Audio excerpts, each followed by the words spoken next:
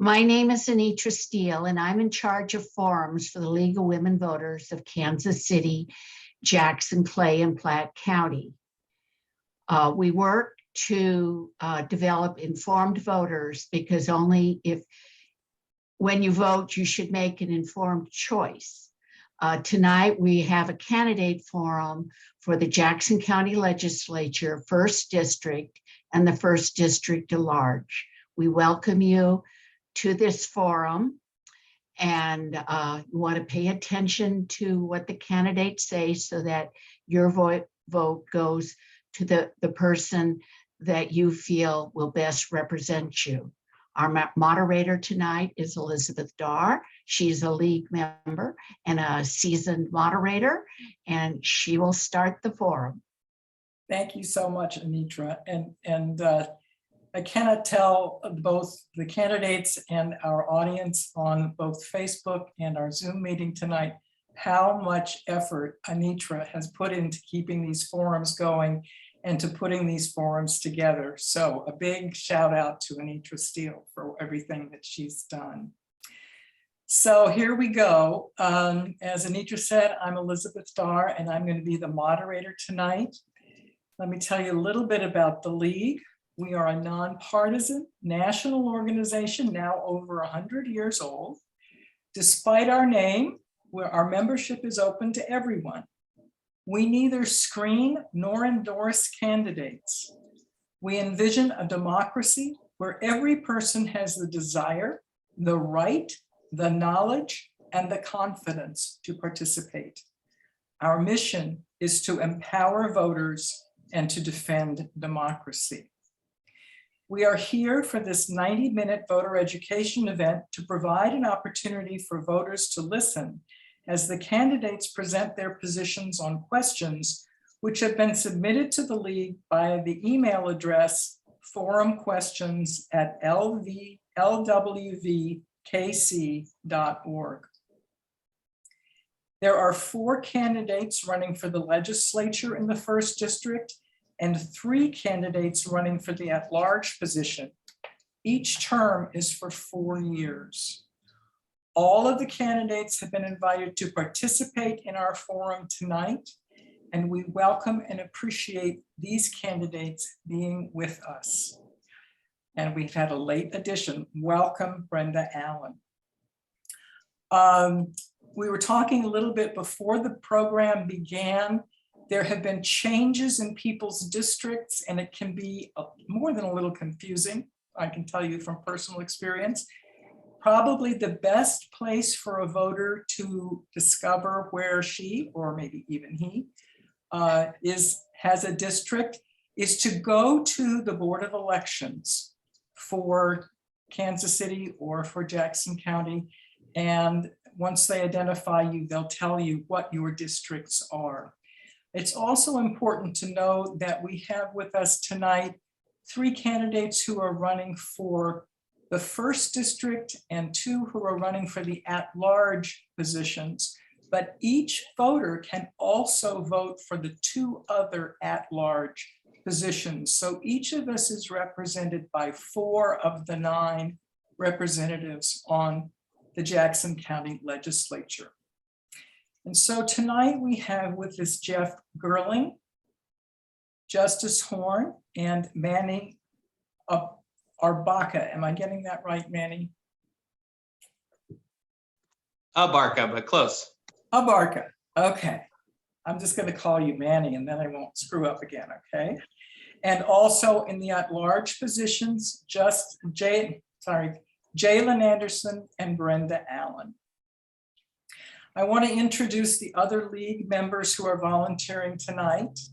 Our timekeeper was going to be Cheryl Barnes, but we ran into some technical difficulties. And so Anitra is going to use the old tried and true stop sign things for our timing. And our tech host tonight is Janelle Shuey, who's doing a great job. Our forum will be recorded and available on the League's webpage. See if I can get it right this time. lwvkc.org. So let me explain tonight's forum. I will be asking each of the candidates to respond to voters' questions in a random order determined by this grid, which I've already shown the candidates. They will have 90 seconds to respond to each question. At the end of the forum, each candidate will have 2 minutes for a closing statements. Candidates, please answer the question that's asked and stick to the topic. There will be no rebuttals during the forum, but you can go back to an issue during your 2-minute closing remarks. So let's get started.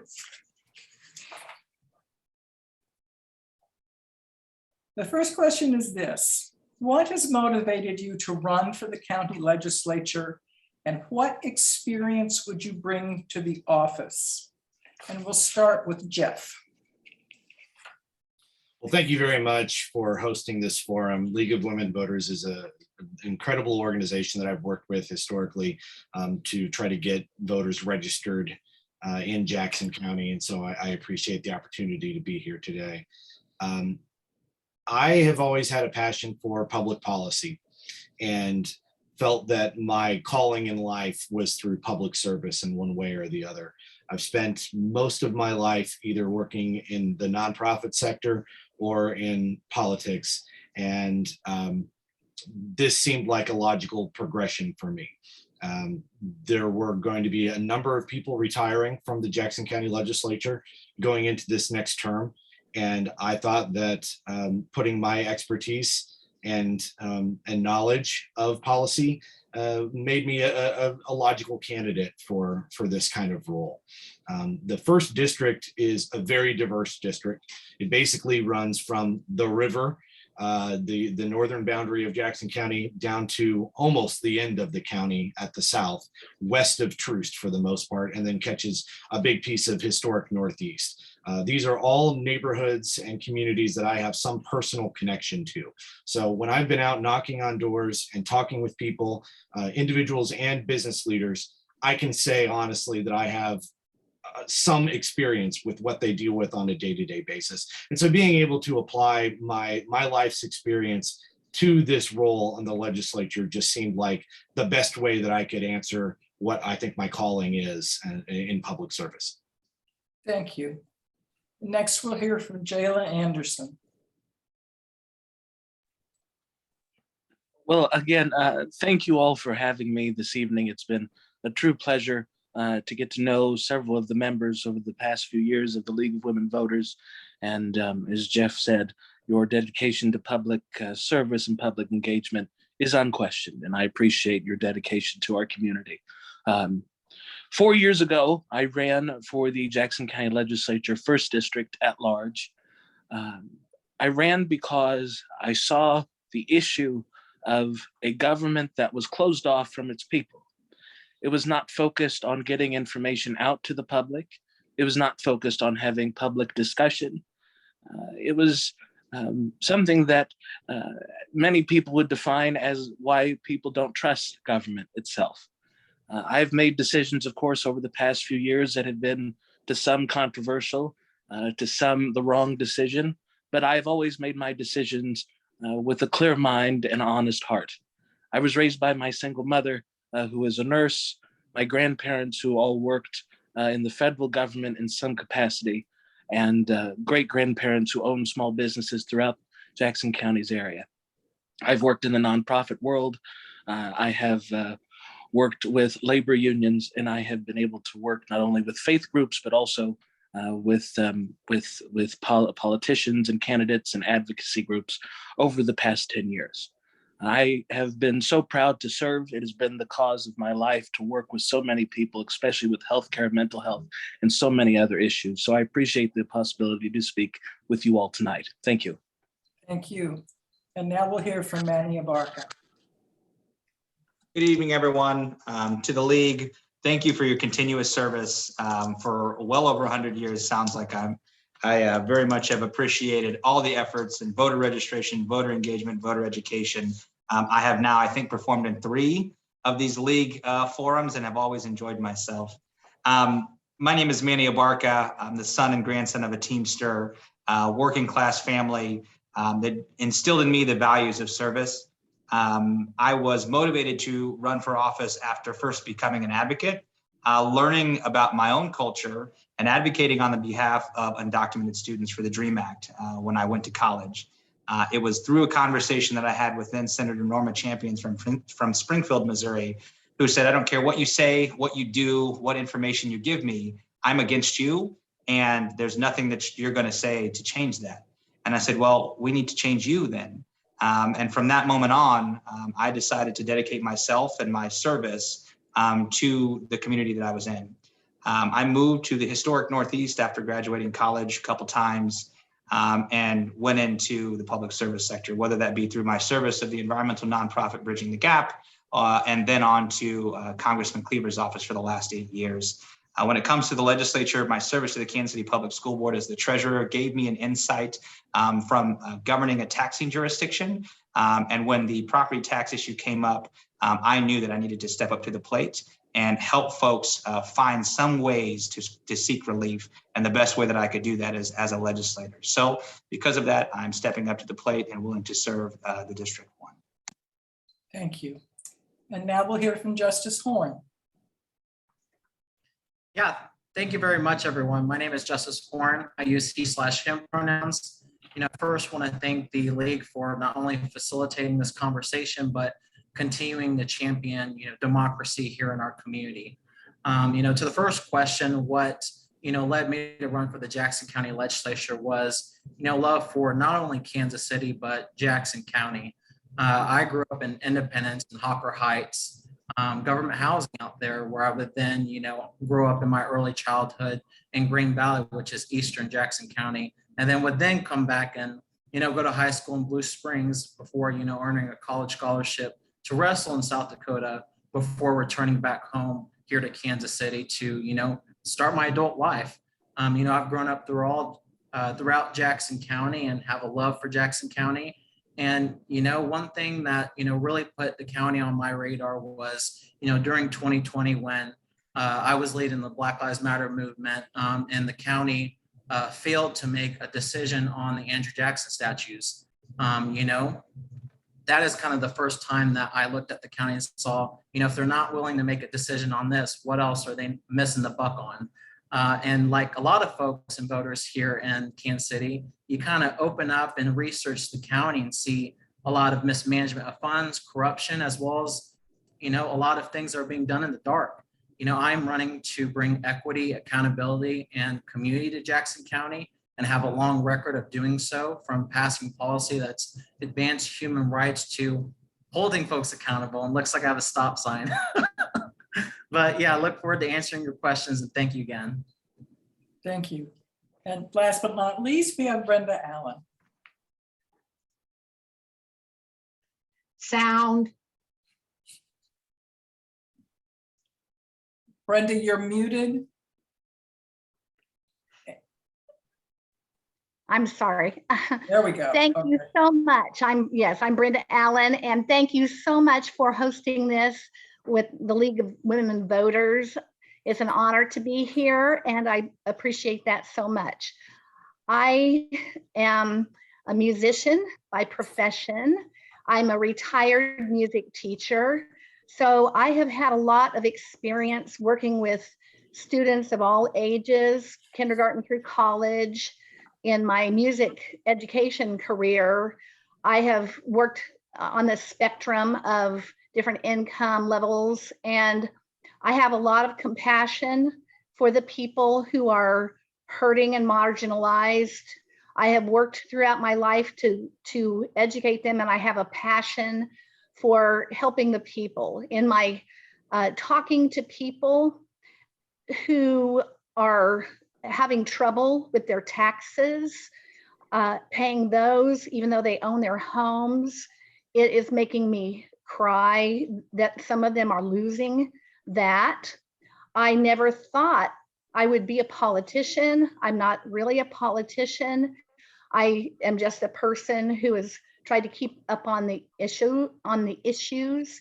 But when I thought some people approached me to run for office, and I thought I'd rather sit on a dirty open gas station toilet seat. But the thing that compelled me to jump in was corruption in Jackson County. The corruption that, Thank you, your time is up. And Brenda, can you see the timer? no, I can't. I'm not sure why I That's going to can't. be a problem. Let me make a suggestion. I see you're on your phone. Is it plugged in? No. You might want to plug it in because we're having just a little wonkiness on your reception. Oh, So okay. Anitra, perhaps with Brenda, you could just say something. Okay, I'll go get to my charger. Perfect. That would be great. Okay, so And Brenda, I'm muted. no, you're fine. Now, Brenda, can you hear me? Yes. Okay, and I will say 30 seconds when you have 30 seconds left, and stop when you've reached 90 seconds, okay? Thank you very much. I'm sorry for the technical problem. that's okay. We've been dealing with technical difficulties all day. It's just our line of work here. Okay, let's get on with the rest of the questions. The legislature deals with allocating money for very large expenditures. What is your background with managing money and finance? And this time we'll start with Jalen.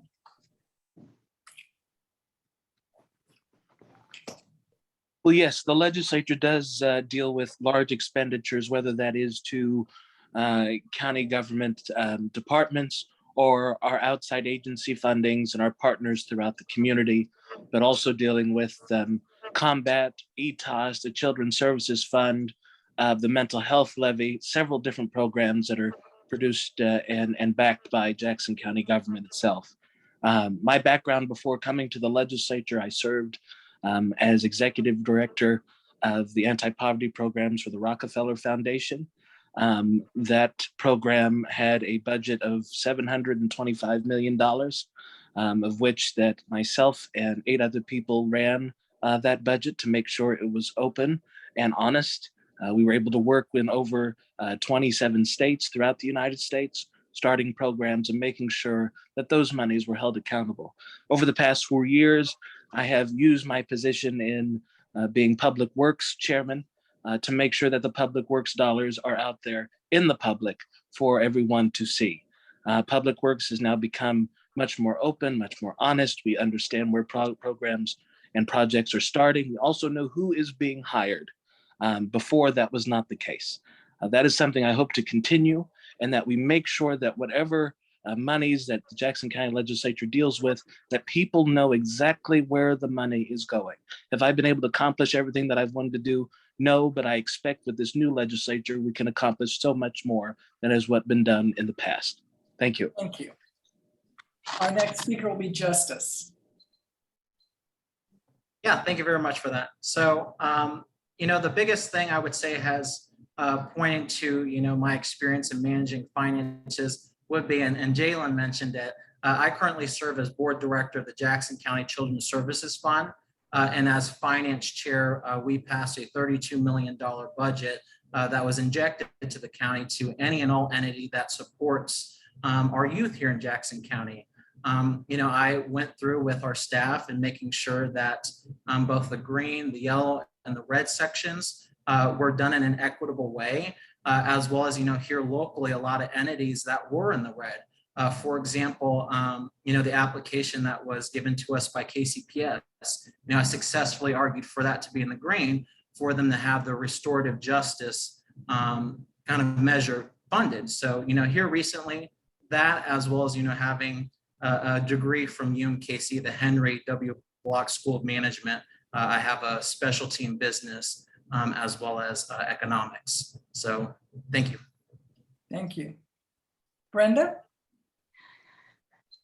In my personal finances, I have been fiscally sound.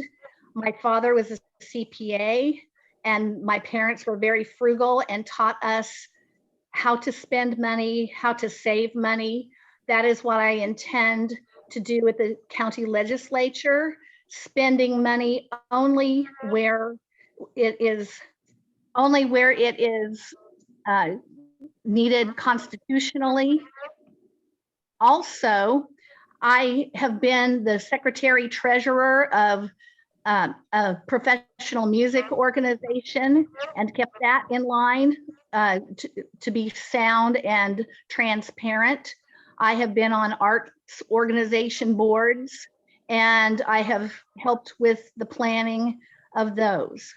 When I would be in the Jackson County Legislature, I know right now of some problems that I would be able to bring forth to fix as far as being constitutionally sound and not spending some bond funds that I understand are right 30 now. seconds. So I have always worked in the education process to have managed the budgets that I have been given in my profession. Thank you. Thank you. Geoff? I have a pretty long and diverse history when it comes to managing budgets, both public and private. The first time that I can think of collecting dollars that came from public money would have been 22 years ago, whenever we were working on a bond and levy issue with the Raytown School District that I was on when I was still in high school. So that's something that I've always taken very seriously. Moving forward as a nonprofit executive for several years, I've raised several $1 million, somewhere in the range of $15 to $20 million over the years, and been a responsible steward of how that money is spent to make sure that there are efficiencies. When I was president of the student government at UMKC, as Justice was as well, later in years, more recently, we dealt with collecting and allocating tens of millions of dollars that needed to be done efficiently. So that's even before I became a professional in nonprofit, to where I was managing budgets anywhere between $500,000 to $1 million. I will say, on the government spending side of things, one of the things that I've learned whenever I actually attend meetings of the legislature is to see how much money is leaving the Kansas City region. And I would, after I'm elected, I want to keep more of that money locally here, so it is being given to local businesses and then respent here in Jackson County, or at least by people who frequently visit Jackson County services. Thank you. Manny? Well, I'm the treasurer of a $360 million taxing jurisdiction.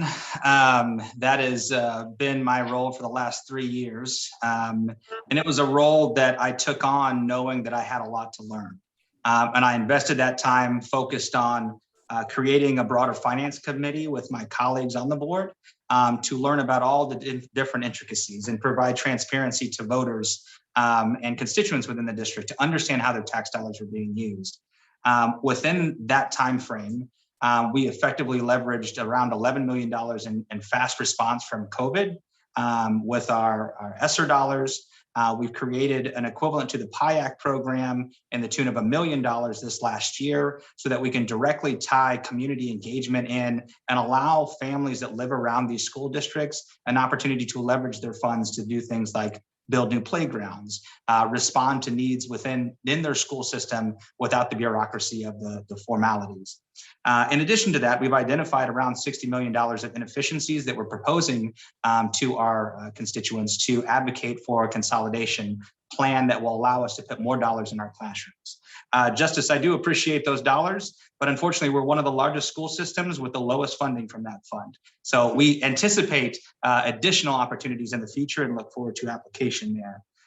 It is an opportunity that I think is maximized by my experience with ESSER dollars that came from the federal government and infrastructure dollars that were allocated this last year while I was at the congressman's office. So significant experience when it comes to budget.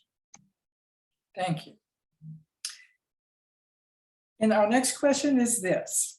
In the past, county government has been viewed by many as a place for which people seek office in order to get their friends and relatives county contracts. How can this kind of nepotism be prevented? And what would you do to hold county officials, including yourself, accountable? And this time we'll start with Brenda Allen.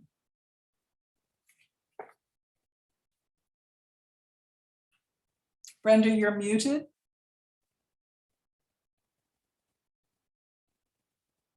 Brenda, can you unmute, please? We can't hear what you're saying. Okay, it just automatically, I don't know, it automatically did something. This But seems to be I'm technology. sorry. I am a musician by profession. I'm a cellist, and that's a string player, but I have no strings attached. My campaign, I am not beholden to anyone. I do not plan to be beholden to anyone. I am not a career politician. I am not in it for the money. I'm in it for the people. And so I hold myself accountable from my own character.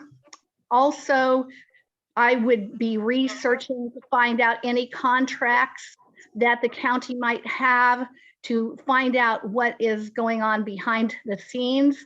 I would want to look at the back of the checks to see who is signing those. And I don't mind calling that out, exposing any corruption that I might find, and I would bring it to the proper authorities. Thank you. Thank you. Manny? It's the very reason why I'm running. The reality that the county has been operating in the darkness of apathy is the very opportunity that I think many of us have stepped up to serve.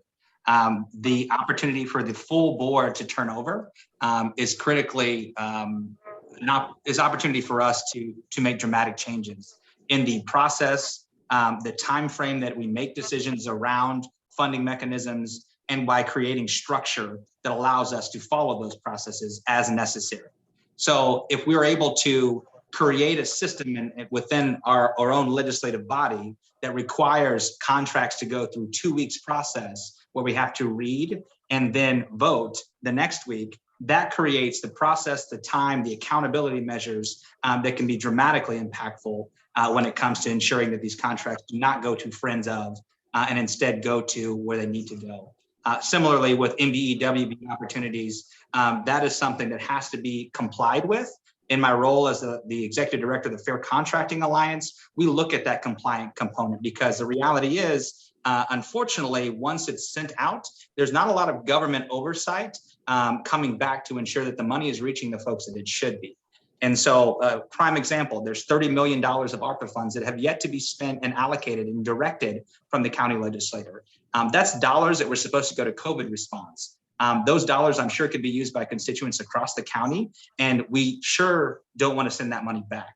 So just wanting to say that the process, ensuring a fair timing is put in place and a structure is followed by the legislature, that alone can create a lot of change. Thank you.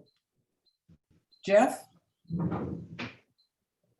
The people that know me the best know that the most important thing that I care about is that I am a fair person. And so when I look at any kind of contract being awarded, I'm not ever going to play favorites with anybody. And that's just that. The way that my brain works is I approach everything from a very academic standpoint and try to see every possible side to an issue.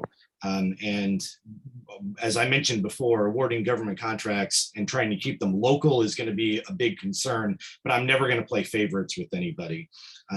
I plan on treating my role as a Jackson County legislator as a full-time job. And that means that I'm going to dig into the minutia of every single thing that we do. I'm not going to be unprepared whenever something comes up for a vote on a Monday morning.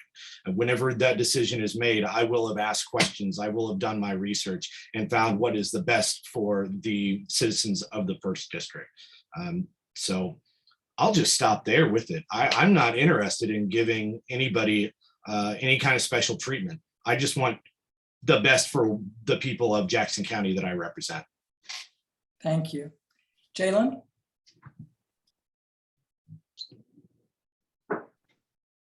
Well, let me begin with my work over the past 4 years. I will in the first 2 months that I was elected, back in 2019, we had 7 different contracts come up for a vote. Each one of those contracts were tied to 2 legislators. Their private businesses were tied to those 7 contracts. Sadly, how the legislature has been made up, those contracts went through, but I led the resistance with 4 votes against, 5 votes for those contracts. Sadly, I was unable to stop them. When it comes to taking favorites, I cannot tell the folks listening today, and I'm sure my fellow candidates understand this, the amount of backroom deals and folks coming in with checks and handing them to each other in their offices is unbelievable, especially with this discussion with the jail. It has been ridiculous how some of my colleagues have acted. I'm proud to say that I have never been approached nor accepted any monies from any group that does business with the county. And I will never take on monies from those who are trying to make money from the taxpayers' hard-earned dollars. Let me also say very quickly that once the legislature, and I'm hoping that when we have 5 new individuals, that when we have that, we can have more meetings. Our meetings will be longer. We will get to the points that we actually need to get to, and we will stop treating Jackson County and Jackson County residents as second-class citizens. Thank you very much. I see the stop sign. I'm sorry, I got a little passionate there. That's your time. But, Thank you. thank you. Justice? Yeah, so, I think the simple answer is, how do we ensure that this doesn't happen is we set up forms of accountability. There are a lot of us who are running for office who will be fair people, who will have integrity, but as legislators, it's on us to ensure that we are creating a county that is one of accountability for the longevity of not only our generation, but the next generation. That is, setting up systems of accountability. And that is, the only way to hold folks accountable is being accessible. Not only are county meetings on Monday mornings, but it's, inaccessible to working class folks, as well as today, if you want to testify, you have to contact the chair and they deem it.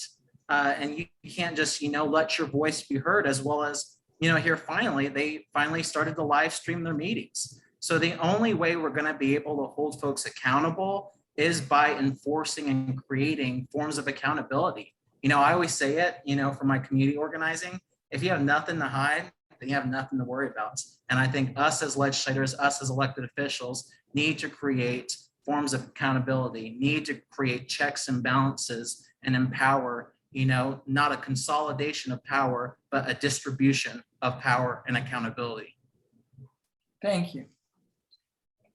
The next question is this: how can Jackson County property taxes be more fairly assessed? And this time we're going to start with Justice. Well, I'll just say that all the candidates got giddy because this is the #1 issue of county voters in the 1st district. But I think the best way we do this is, by understanding first that there is a problem, and talking to voters across District 1, this is hurting working class folks. And really the only remedy you have today is, tax abatement, which is kind of freeze your tax for 10 years. And if you can't afford to pay your tax bill today, you're more than likely not going to be able to pay it here in 10 years. So I think first understanding that's a problem. And, as a candidate, we're about 20 days away from the election.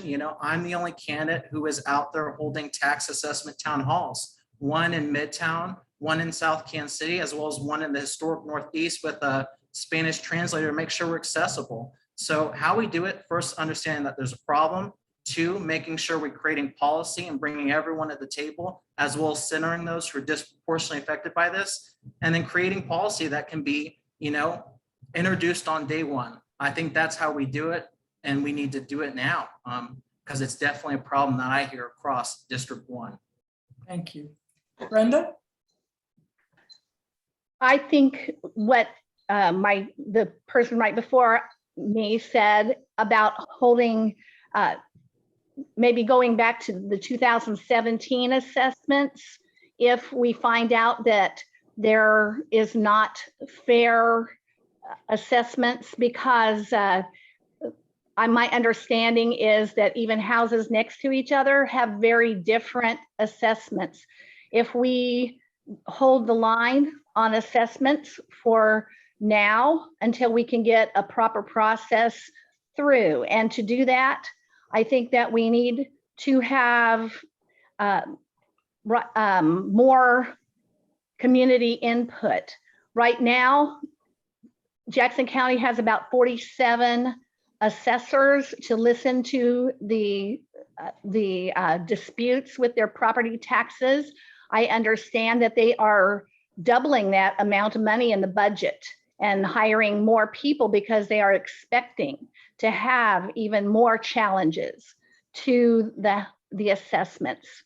I think that we need to all come together and put our ideas in together, have transparency with the voters. Thank you.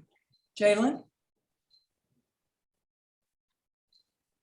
Well, as the only incumbent on here this evening, going through the 2019 assessment was completely and irresponsibly done. To be completely honest, we should have stuck with the assessments prior to 2019.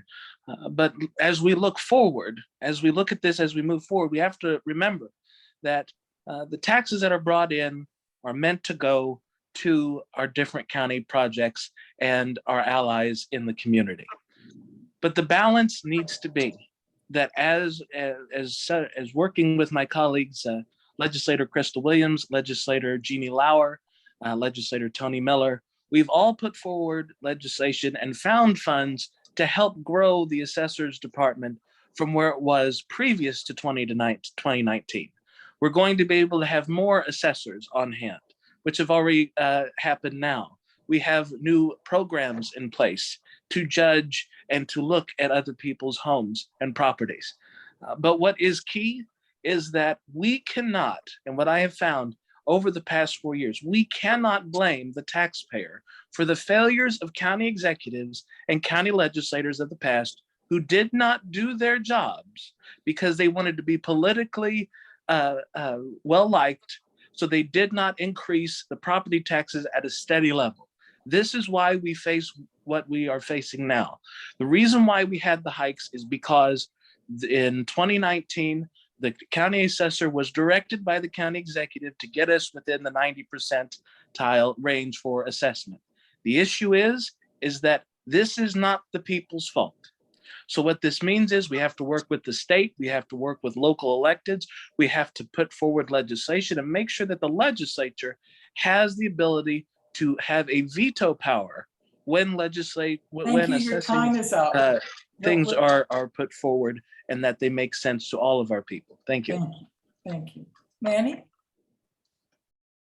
Sure. Well, I think Jalen hit a lot of the good points that I'm going to double down on here. The only things guaranteed are death and higher taxes, right? The important component here that we need to make sure that we're focused on is the investment in the future, right? We can't complain about high taxes and also infrastructure needs, or that our classrooms need to be funded better. And so we have to equate the two, right? Similarly, if we want the investment into our homes to equate for more generational wealth, we have to also assume, and the understanding will be, that we're going to pay higher taxes when we make these investments. So I say that buttressed with the reality that Jalen is right. For decades, politicians within the county government have decided to give a laissez-faire tax break through the assessment process. And therefore, our property tax has not been assessed appropriately for many, many years. And the detriments have been to the taxing jurisdictions, your libraries, your schools, your Metropolitan Community College, who otherwise would have received additional funds to provide additional services to constituents that they did not receive. However, that shouldn't be put on the backs of seniors on fixed incomes or folks that are just trying to get by that are working class families. So we need to create legislative changes at the state level to allow us for better access and opportunities for more relief. So I have a tax reform policy that I would like to propose that includes things like changing the date of collection, creating payment programs that are 12 months and not 4 months, creating opportunities for us to get not to 90% of value in 1 year, but in a stair-step approach. At Kansas City Public Schools, we use a tiered funding model, making sure that those funds come back and then reapproach the communities that are in need in ways that address those with the most need first. That's what our tax dollars should be going towards, not a stockpile fund waiting for the next project from one legislator to the next. We also need to make sure we're selling That's the your value. time. Thank you very Okay. much. Jeff, could we hear from you? Yeah, Manny's right. A lot of the good stuff got taken by Jalen, so thanks a lot for that. My friend there.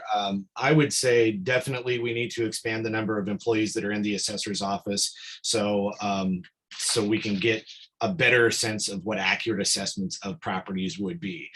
It starts with drive-by assessments, which are being done now, but also the opportunity for property owners that think that they're being taxed too high to let them into their house and actually have a government employee available to do that in a timely manner, which is not really something that can happen right now. We also need to make the appeal process in general easier. If you have an appeal that you want to put in for your property tax assessment, you might have to wait potentially a couple of months before you get in front of the Board of Equalization. This is an antiquated idea that has got to be modernized, and because if you're one of the people that's really victimized by this, you work a job or you might not have reliable transportation, and you have to show up downtown at the courthouse, and you may not even be able to speak in front of them until the next time that you can maybe get on their agenda. Right now, they meet once a month. That's totally unfair. And we need to actually utilize the strength of Jackson County as one of the biggest economic development drivers for the state of Missouri to change our laws to be more fair, to where we can work out a better deal for the taxpayers. Quarterly payments are offered to certain taxpayers right now, but not to all of them. That's something that could be changed. I don't totally disagree with what Manny presented with making it monthly, but at minimum, making it quarterly payments is something that we can do. And also, I want to work with other counties to find best practices. I know that I don't have every answer, but somewhere collectively in the universe, we can find the best answers for taxpayers. Thank you. Here's our next question. What is your position on crisis intervention training for police officers? And Manny has a big smile on his face, so we'll start with him. Oh, I love this question so very much. I did Citizens Police Academy shortly after the terrible tragedy, Michael Brown in St. Louis. And I did that to learn about the perspective, to learn from the perspective of KCPD and to challenge opportunities there. I remember specifically then Major Rick Smith was in the discussion talking about CRT, or crisis intervention, CIT, and he said only those who volunteer participate. And I challenged the future chief and I said, well, sir, if this is so important for everyone, why isn't everyone required to do it? And his response was, because several of our police officers will not take it seriously. And my response was, then why are they police officers? I am incredibly supportive of this specific training, but it should be mandatory across the board. And if you're not able to survive that very basic level training, then you should not be a police officer. Thank you. Jeff?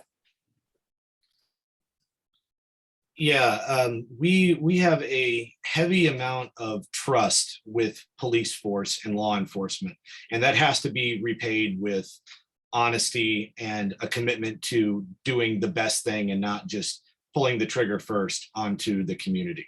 You know, our sheriff in Jackson County actually makes a lot of speeches around the country and does training to try to de-escalate situations. And that's one of the reasons why I thought he was a good choice to move on from chief of police to the sheriff of Jackson County.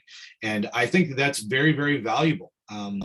For county officials now at the sheriff's department, they have someone that can speak very well on how to de-escalate the situation. I was at a meeting of South Kansas City Alliance now about 5 years ago when I was serving on the board there, where we had Sheriff Forte, back when he was chief of police for Kansas City, say that one of the things that he teaches in that class is just physically take a step back sometimes. If you see someone that might be violent or is having mental health issues, and try your best to de-escalate a situation. I'm not a law enforcement expert, but I trust the people that are, and we need to continue to promote them. And I agree with Manny that if you're not willing to go through the training to actually protect people, then you have no business wearing that badge. Thank you. Justice?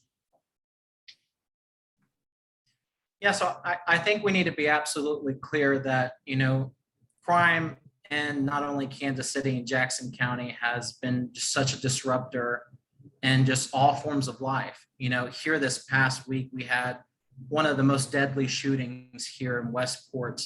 And, my biggest concern has been just how absent Jackson County has been when it comes to crime.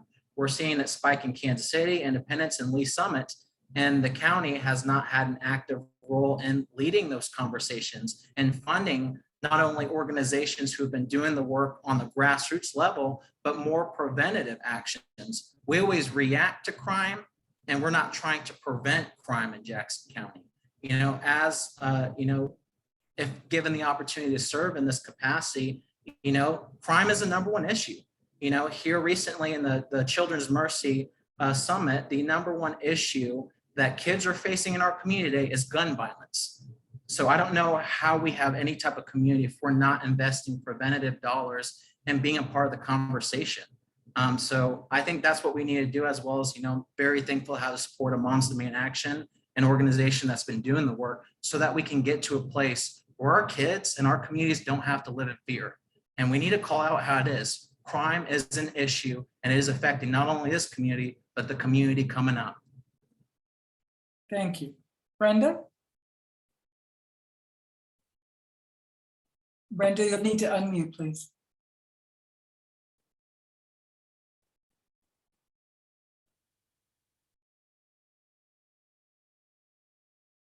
Brenda, you've frozen and you're muted. I'm going to go ahead to Jalen.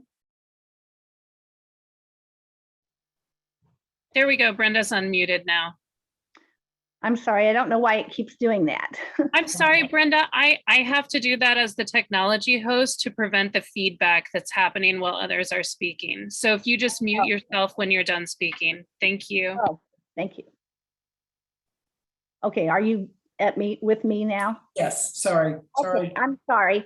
I think the CIT programs should be the standard. Police officers don't always know what the situation is when they first come on the scene.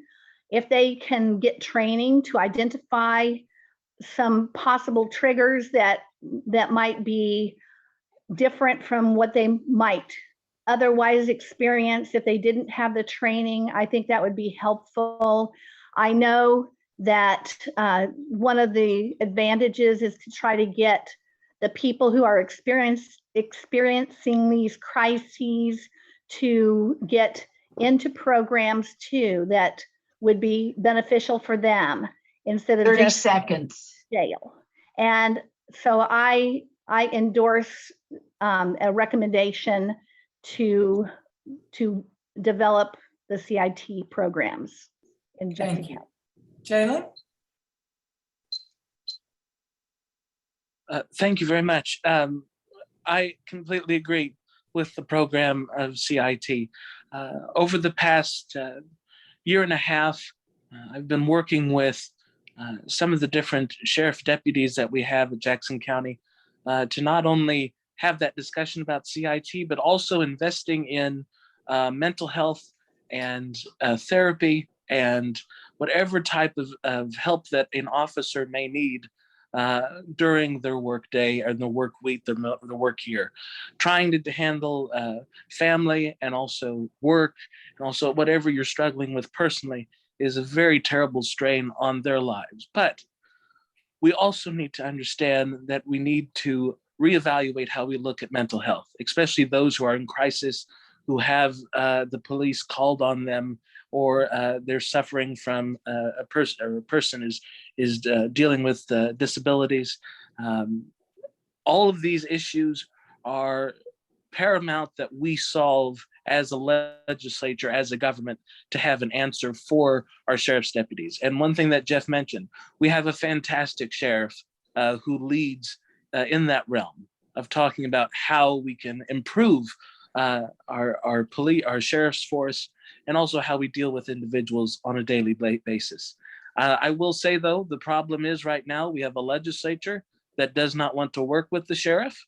The previous sheriff had more fans, let's say, but we need a legislature that'll work with the sheriff that is there now so we can have real change and real policy. Thank you. Thank you. Thank you. The next question is, what gun regulations need to be implemented in Jackson County? And this time we'll start with Geoff. Well, the county's not going to get a whole lot of authority to put much gun regulation in because the state of Missouri is trying to be the most pro-gun state in America. And I am myself what I would call a responsible gun owner. I think that if people in the leadership of the state of Missouri and Jefferson City had it their way, the only tax that they would have would be to pay to put a gun in every single person's pocket. And that's just not smart. At a very, very minimum, we need to be regulating and monitoring people that are previous violent crime perpetrators, people with mental health issues, and making sure that they have limited access to that.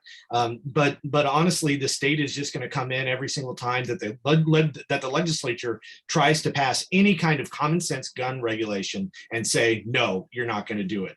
We have an attorney general right now that would probably love to get his name back in the news and litigate any single law that has firearms or gun management in a rule that the legislature passes. So I would love to see some kind of common sense gun regulation, but I'm also very cognizant of the fact that it's a real legal challenge with the state of Missouri.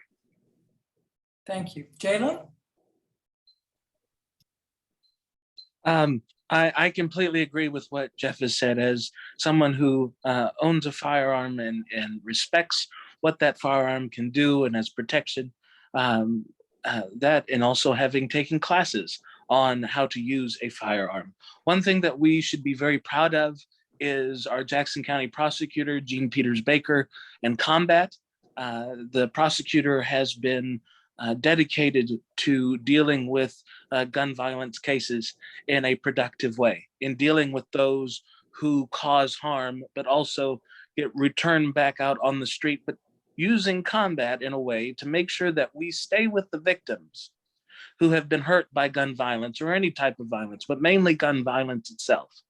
As Geoff said, there is a one-party control down in Jefferson City. That one-party control has decided that they are Big Brother, that instead of local control, they are going to allow their friends in Jefferson City to decide on everything and anything that has to deal with gun regulation and many other things. But the key thing is that the Jackson County Legislature support those who teach classes on how to deal with firearms, how to protect your family from your firearms, how to store it, those different types of things. But also keep the dedication to supporting combat and our county prosecutor, who is doing everything that she can to make sure that this works for everyone and we protect our citizens in Jackson County. Thank you. Manny? At first, I thought this was a very challenging question because, like Geoff had said, regulatorily, there is no way for us to really impact that. However, my colleagues who have already answered some of these questions are 100% right? Through the leverage of combat funds and several other of our funds, right? The health levy, I think, is a great one. Children's Services Fund is another. We need to empower the prevention.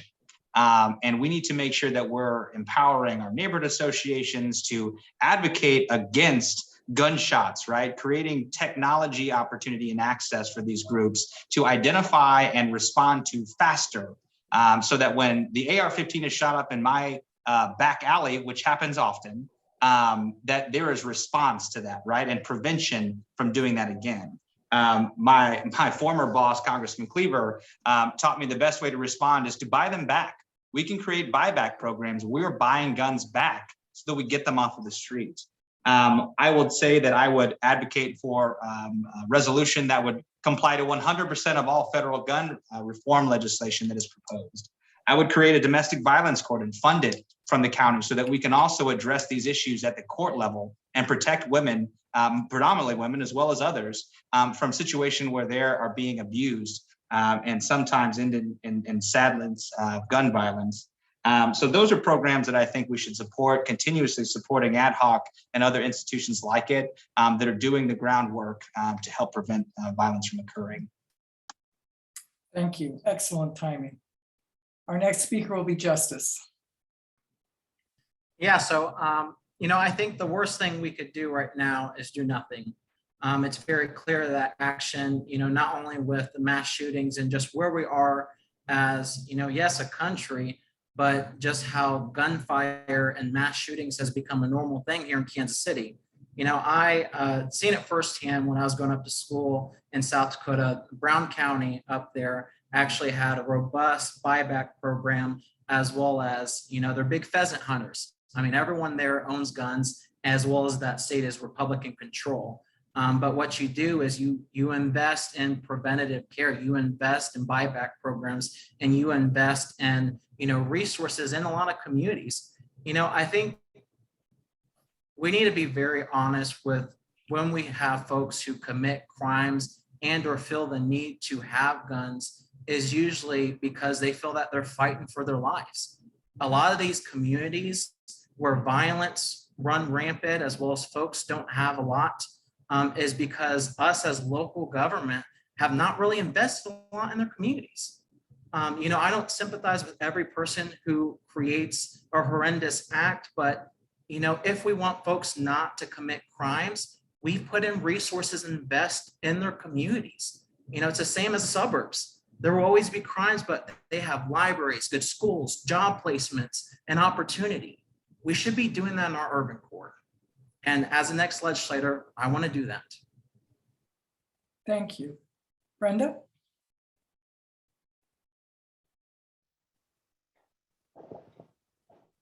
Our Constitution, Second Amendment, Bill of Rights, says that we, as part of our life, liberty, and pursuit of happiness, are entitled to protect ourselves as part of our being. I think every time there is some kind of mass shooting, the media rush forward to say, oh, we need to do something. We need to do something. All we're doing is giving the citizens who are law-abiding citizens more restrictions by making more laws. I think the laws we have on the books right now are reasonable by and large. They are giving us the rights. I'm a victim of an attempted rape and robbery. If I 30 seconds.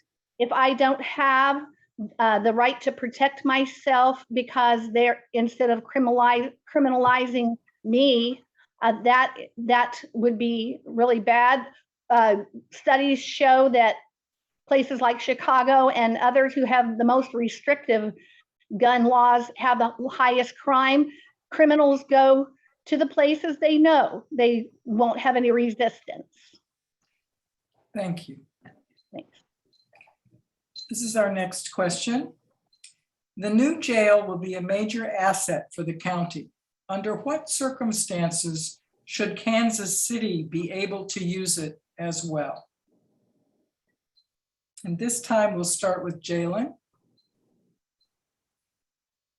I apologize, Elizabeth. Could you mention the first part of that question again? I apologize. Certainly. The new jail will be a major asset for the county. Under what circumstances should Kansas City be able to use it as well? Okay. Well, this has come up in the last legislative meeting, and it has been on the focus for the last few days here.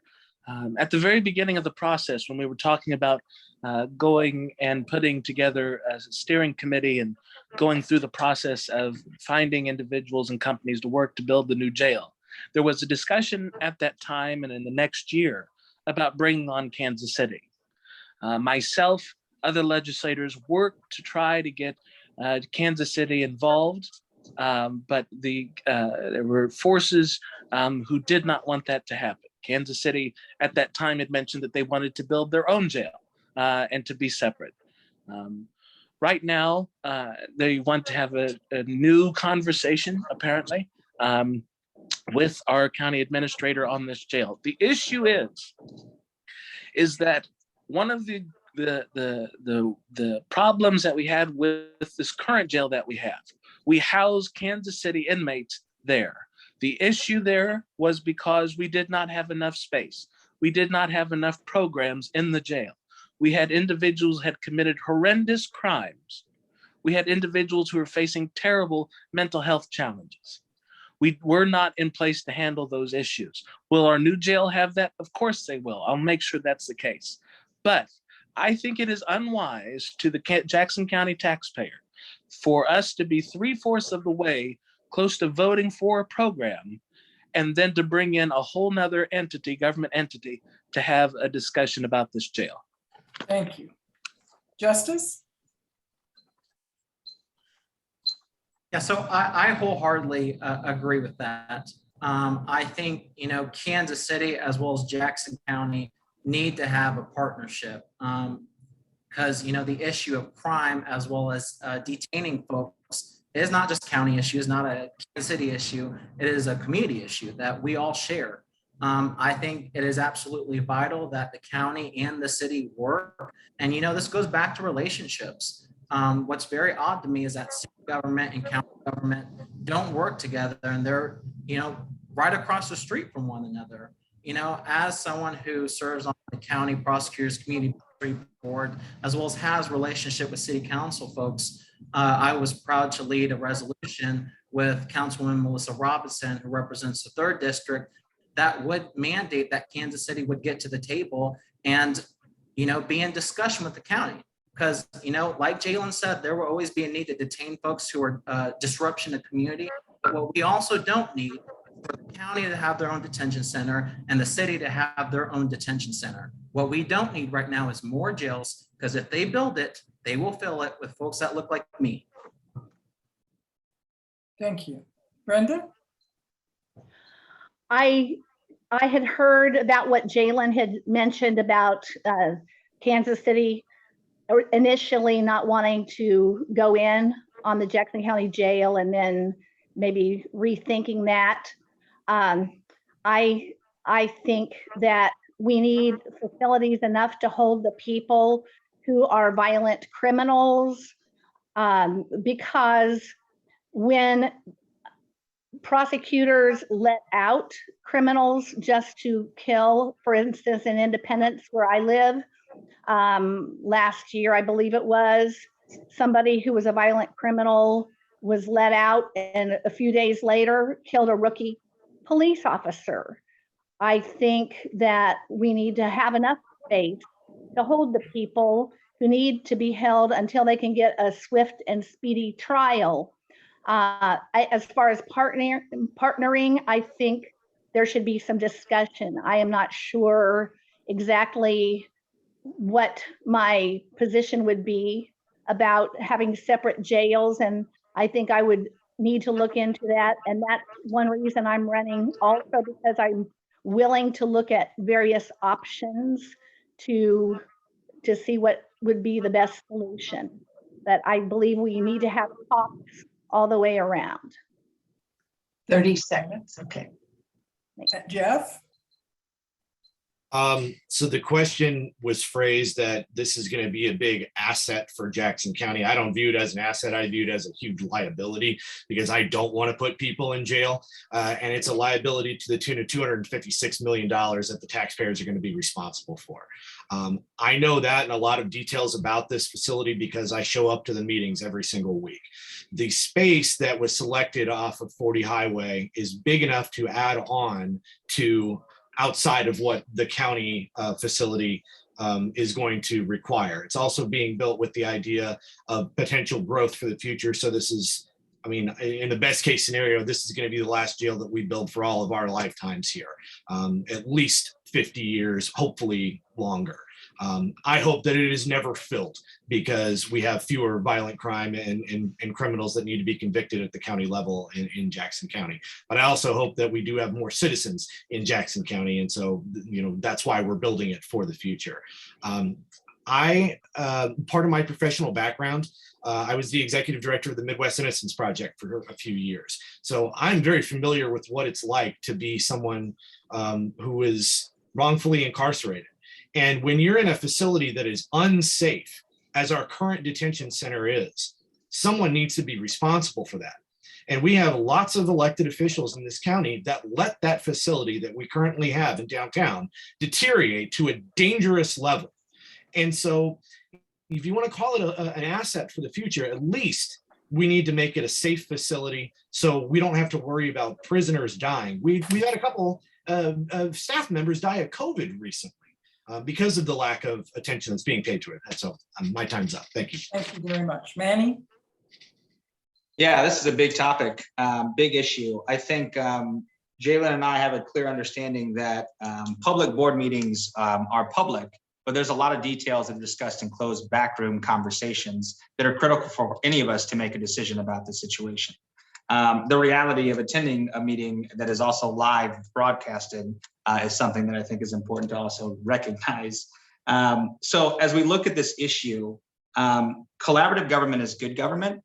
So I would be open to hearing and understanding. What I don't think we should do is rush to make this decision, although we need to address the human rights violations that are occurring in the jail and that we need to hold those folks accountable whose responsibility that is currently elected. I don't know that we need to rush to build and construct something, right? We've already rushed to displace homeowners from this site who I've had direct conversations with and have helped gain better benefit than the $5,000 that they were going to receive otherwise. So it's a situation that if we're going to hurry up and rush through it, then obviously the choice is clear. We don't have enough discussion, enough opportunity to have conversations with the city to fully vet that to occur. If we're going to stall and this lame duck legislative body is going to make this decision and not allow the future legislative body that is more progressive, more focused, and more experienced, then I think there's an opportunity for us to listen and look at other ways to collaborate, right? As I was on the board for the Rediscover Mental Health Clinic, that needs to be a component that is much larger than just a peripheral allocation for a support system. So I look forward to taking on this issue, hearing the full perspective, and making a decision. Thank you. This is our next question. What is your position regarding moving the Royal Stadium downtown? If you support the move, how would you weigh the public-private elements of the financing? We'll start with Brenda.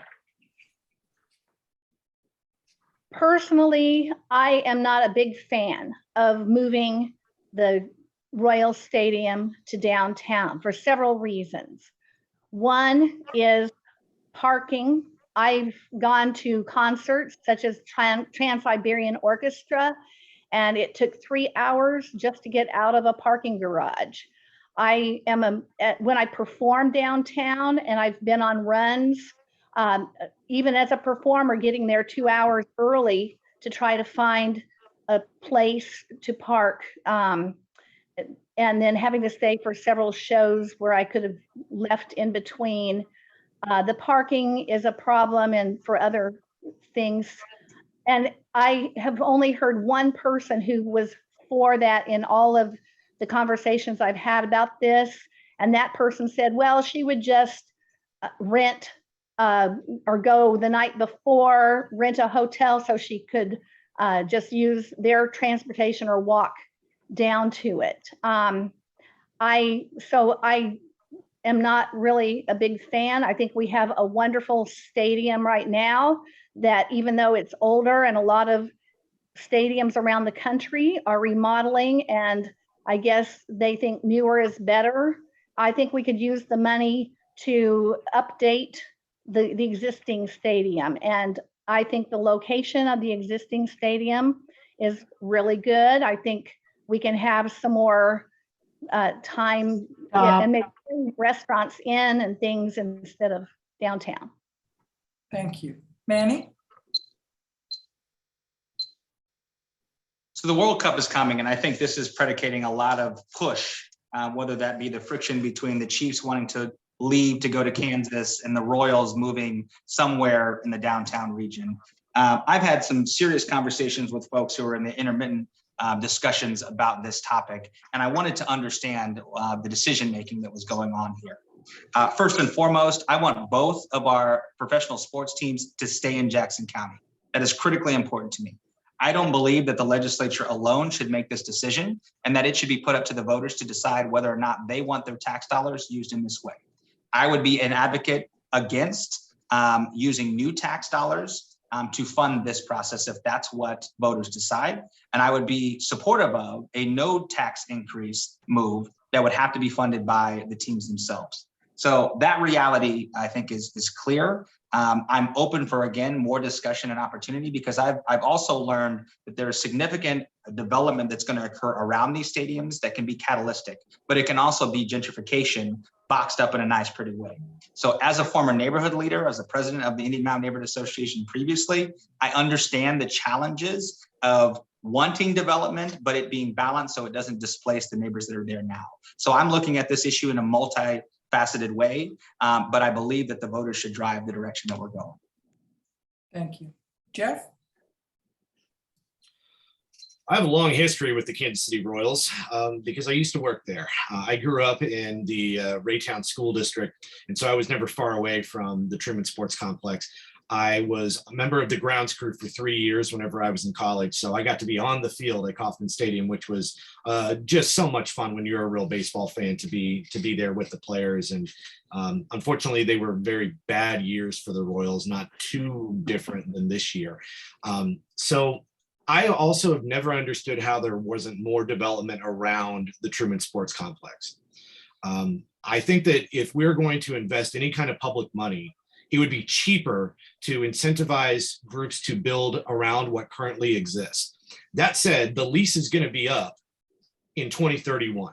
So we might not have a choice from the government side of things of if the Royals want to move, they are going to move. I'll tell you that I've had some conversations privately with very high ranking members of the Royals administration, and they are pretty committed to the idea of moving downtown. So that means my job on the legislature is going to be get the best deal possible for the taxpayers. We are not going to pay for this entirely from public money. I will never let that happen. But if this ends up being a public-private partnership that makes sense for the taxpayers, then to keep the team here, that's what we're going to have to negotiate. So I prefer they stay, and I prefer that we grow that area. But also this stadium would be in the first district, so there'd be a huge opportunity for economic development. Aha. Thank you. Jalen? Well, as we've heard from my friends here tonight, there is a common discussion about not using public funds. The public funds that we have at Jackson County and that we collect already are questioned by corruption and where those monies are going currently. What a lot of other people don't understand is that the Jackson County's budget is a $465 million budget. And that has gone up and down from COVID monies, from ARPA monies, several different monies over the past pandemic. So to put in perspective, we are not like the city that has, Kansas City, that has over $1 billion budget. We have to work within our means.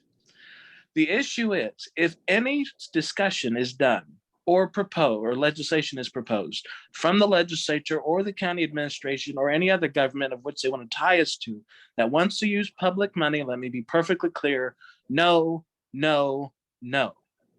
There is no way that we are in any position, even if we were fiscally sound, there is no way that we could expend money like that currently. And I will not go to the taxpayers to ask them to propose a new tax just to build a ball stadium. When, as my colleagues, you're all already on the red legislature apparently to me, but as my friends here tonight have said, we can grow that area. We can help Kansas City, Raytown, Independence. I see the stop sign, but we can grow those areas, bring jobs, economic development in a way that has not been seen in over 50 years. Thank you. Thank you. Justice? Yeah, so, as stated before, I've grown up throughout Jackson County, and, the stadiums are something that we all share. It's in the middle of Jackson County. Everyone's able to drive to it, as well as, tailgating is a big part of it. And talking right when this news was released and talking to neighborhood leadership from the Crossroads, Midtown, Hyde Park, West Bottoms, downtown, Columbus Park, Pelham Heights, they're all against it. And the only lone voice that's for it is the Downtown Neighborhood Association and Downtown Council. Studies have shown that stadiums are not multipliers, and the economics of it just do not work. Why I personally get worried about stadium talk is my family had a long history in the Dunbar/Leeds area, well before the Royals and Chiefs stadiums were there. So I get really worried when we talk about plopping a stadium. It'll be just like dropping a gigantic rock in the pond. It will impact and affect even way down the South Town in Martin City and East and West of Truce. I support them staying where they're at after talking to neighborhood leadership in the community, as well as we have an east to west transit study that's currently happening that's ending at the stadium. Let's invest there. Let's keep them there, and let's create some job opportunities along that line and there in the middle of the county. So that's what I support. Thank you very much. Well, thank you all for your thoughtful answers. I think the voters have a wonderful choice to make here. I think it will be difficult for many of us. And now it's time for your 2-minute closing statements, and we'll go in the reverse order from our first question. Brenda, would you like to start?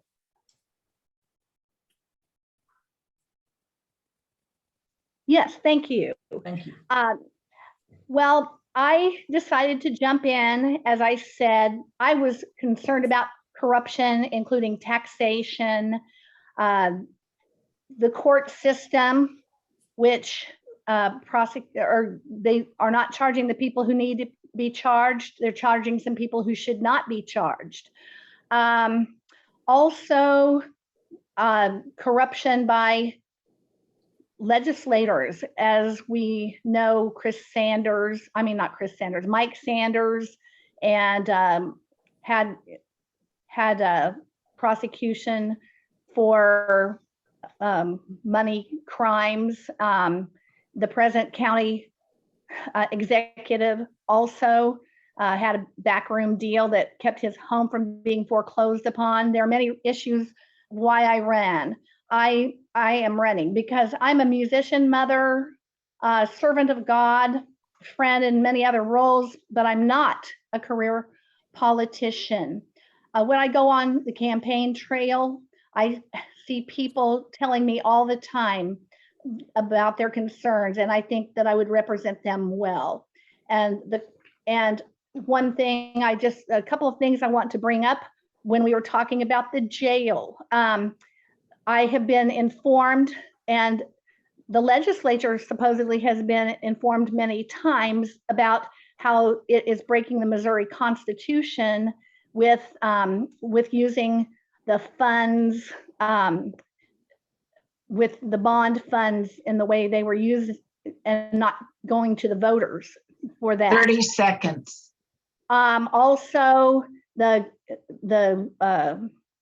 Rock Island Railroad corridor thing. I want to get in there, and I want to do the right thing, follow the laws, represent the people, and I appreciate everybody tonight listening.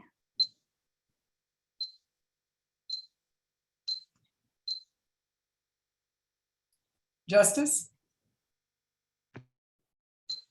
Yeah, the bottom line is, Jackson County has filled their two major responsibilities: the assessment of taxes and the distribution of those tax dollars. We saw $100 million in misappropriated funds, which is unacceptable. So yet we are, including the Democrats, ignoring it. The property tax crisis of 2019 was unacceptable, and decades-long homeowners, like we talked on this forum, were pushed out of their homes, and that's just unacceptable. The first steps to progress is recognizing where we're in this position in the first place. And I've been a part of the Democratic Party officially, but I'm a progressive. I believe that all major political leadership has failed in the last 2 decades, which is why young candidates like myself are running. We can't wait any longer, and we definitely can't ignore our failures as a party and as a county. Politicians have broken trust with voters again and again. People will be pushed out of their homes again in 2023 if our elected officials aren't willing or able to step up and protect them. My slogan is "We before me." This will be my full-time job if elected, and it's not about me. It's not about any political party, and it's about you. It's about the voter. And with that, I thank you for allowing me to speak tonight, and hope you get out and vote August 2nd. Thanks, everyone. Thank you. Manny? First, let me thank the league again for hosting this forum. This is an incredible opportunity to get education out there for everyone, no matter who you choose. I am housed tonight at the Regional Carpenters Union, so I want to thank them for giving me this space. The stadium construction photos are literally behind me, which was funny, but nevertheless, I'm not a gun owner. I don't want to be a gun owner. I'm not a single issue candidate. I'm an experienced leader from neighborhood associations to the treasurer of the Kansas City Public School District, the fully accredited Kansas City Public School District as of this year. I'm a graduate of Martin City Middle School, of Grandview High School. I played sports at the now closed Red Bridge YMCA, and I want to be your next Jackson County legislator. As a resident of the historic Northeast, I understand the challenges there, as I do understand the challenges in Midtown, West Side, and all the way down south to Martin City.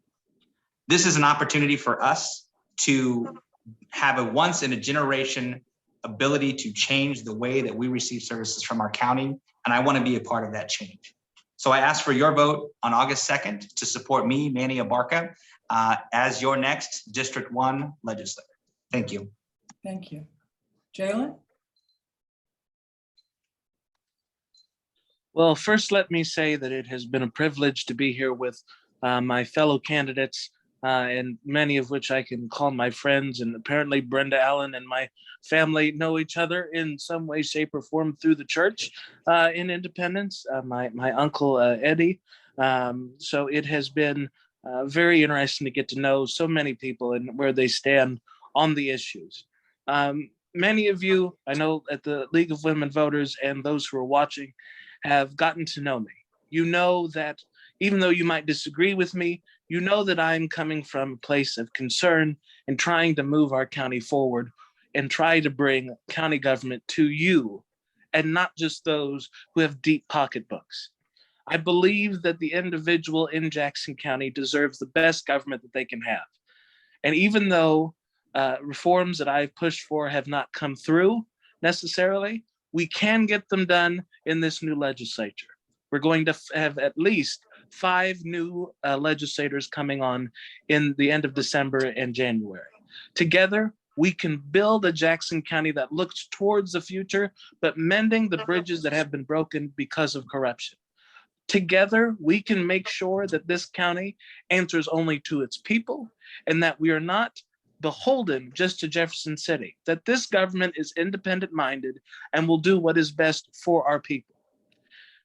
I wish and hope that everyone will be able to look forward past the pandemic, but that hurt us and we went through a lot. But now let's work together to build back our families, build back our communities, build back our government so that it works for us and all of us. You know, being the son of a nurse and a caretaker to my mother over the past 10 years. One thing that she has said and what my grandmother has posted, I still have that she posted on her wall, is that the cure to any corrupt government is honest leadership. And I think we have choices this year that we can make to bring honest, truthful leadership back to Jackson County. And I look forward to serving for another 4 years. Thank you all very much. Thank you. And Geoff? Well, again, thank you for hosting this and doing your part to inform voters across this community, not just in Jackson County, but everywhere through your national organization, that it's very important. When you don't have an informed electorate, you end up with corruption and you end up with bad government. So getting people to know their candidates and what the issues are is admirable work. I mentioned at the beginning that I'm someone that comes to this potential role as someone that just believes in service leadership, and that I want to be a public servant. And I think that is true of everyone who's on this. And it's been exciting to run this race. We have a lot of similar policy points that are here. And I would say that the three of us, at least on the Democratic side, that are in this race are all friends. And it's unfortunate that only one of us can win. I've knocked on over 1,800 doors across this community, going all the way from historic Northeast and Columbus Park through downtown Westport, Midtown, Brookside, Waldo, far south Kansas City. And it is, I think, very important that I can look those voters in the eye every single time and say that I understand the issues that may affect them, because I've had personal relationships with every one of those communities, either working there for years or living there at some point in my life. Jalen mentioned it, but it needs to be said over and over. At least 5 people out of a 9-person legislature are going to be different going into next year. That is an incredible amount of change in a government that has a huge responsibility to over 700,000 of our residents and their neighbors, friends, and family. And so everyone listening here tonight, I definitely appreciate that you were here. Hopefully you come away with this with a good idea of how you're going to vote, but you need to tell your friends and your neighbors and your family members that county government matters. And so I want to see a good high turnout, and we're going to make Jackson County better together. Thank you very much. Thank you all for your willingness to participate and for your excellent answers. Thank you to our audience, both on Zoom and on Facebook. Remember that a recording of this will be available soon on the League website. So if you have friends who need to hear this information, that's where they can get it. Please take time to share the insight you've gained tonight with your family and friends, and be sure to get out to the polls and vote on August 2nd. Thank you very much, and good night.